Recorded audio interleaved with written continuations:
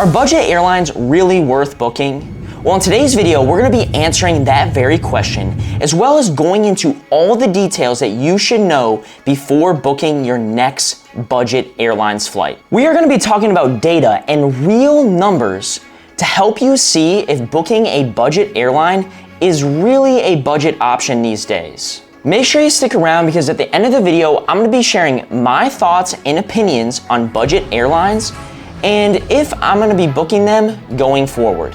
I want to make sure that we're all clear on what a budget airline is versus your more traditional full-service airline. So, budget airlines for the most part are going to have the lowest rate, but usually have a more complex fee structure involved when you go to actually booking the flight. Meaning a lot of those fees are not included in the base rate that you see on Google Flights, for example. These airlines include airlines like Frontier, Allegiant, Spirit. If you're flying international, you have like Ryanair or EasyJet or AirAsia, all of which I have flown before.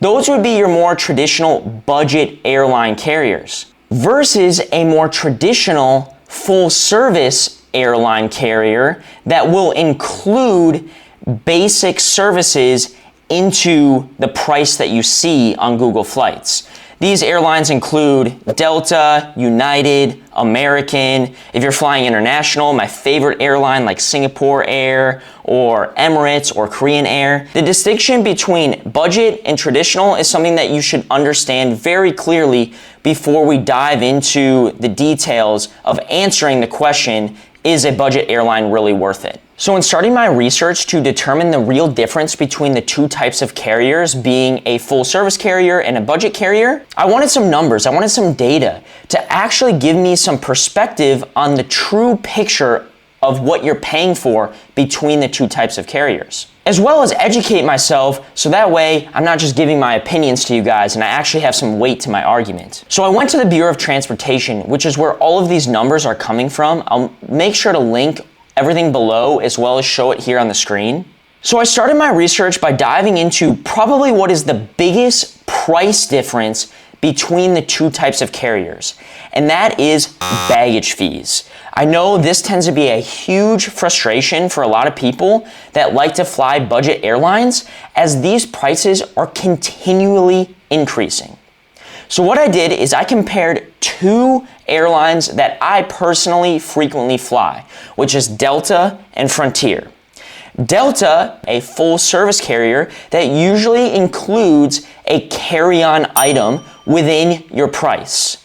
Frontier, on the other hand, usually does not include any baggage in that base price. That is going to be something that you're going to have to pay for extra, even a carry-on.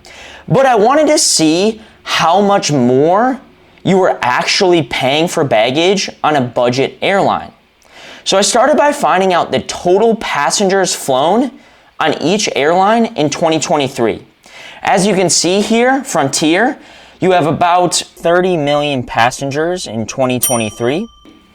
And Delta, you have a little bit over 161 million passengers. So a big difference. Then I also found out the amount of money that each airline generated in baggage fees. Frontier being 879 million, almost 880 million, and Delta being 985 million, a little bit more than that actually. Now you can see Delta has a bigger number there, but when we compare that to the passengers, so with a simple math equation, by taking the total amount of revenue made in baggage fee sales, divide that by the total passengers, you're going to get the amount that each passenger paid for baggage fees. And you'll see that Frontier had an average of $29.21 spent per traveler on baggage fees, whereas Delta only had $6.09 per traveler. That is one huge difference to note. Now, what I will say is that these numbers do not tell the entire picture So keep that in mind. This is just specific to baggage fees. From there, I went on even further to look at a more specific example. So what I did is I took to Google Flights and I searched a flight from my home airport, which is here in Minneapolis, MSP, to Denver International Airport. The specific date I picked was July 15th, and I found two flights here, one Frontier flight and one Delta flight.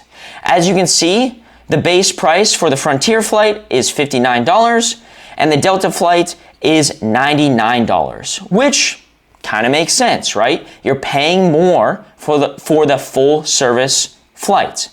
But when you dive into it further, say you're a traveler traveling with just one carry-on item, nothing else, no checked baggage, nothing like that, just one carry-on item. Let's compare what the real price would be for that type of traveler. So going to Frontier, we see the $59, but when you click into their website, you're gonna quickly find out that you're gonna end up paying $63 for a carry-on item. And also keep in mind, for Frontier, they charge per flight, not round trip.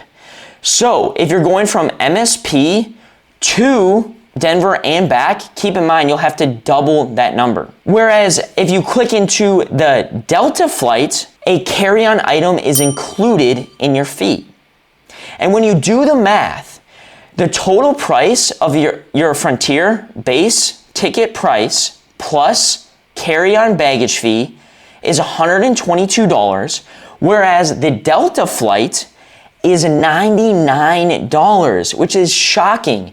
So you're actually going to end up paying more for the budget airline service than the full service Delta flight, which is something a more novice traveler maybe wouldn't even realize. So after looking at all that data, I'm not going to tell you what you should or shouldn't do, but here are some things that you should definitely know before booking a budget airline flight. And that is nothing is included. So the price that you see on Google Flights, Expedia, Skyscanner, whatever it may be, you will end up paying more than that in almost every case scenario.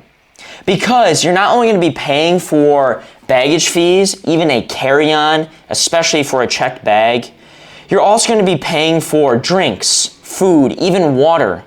You're going to be paying for extra services like printing your boarding pass or seat selection.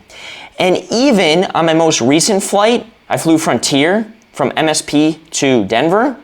If you want help from an employee or you need assistance from an employee, they will charge you $40 just to use an employee. Those are all things that you should note before booking your budget airline flight, and just understand that the price that you see on the screen is not the full picture. So what are my opinions on all this? What are my thoughts on budget airlines versus full service airlines? Now keep in mind, prior to say 2024, Meg and I always just booked the cheapest flight.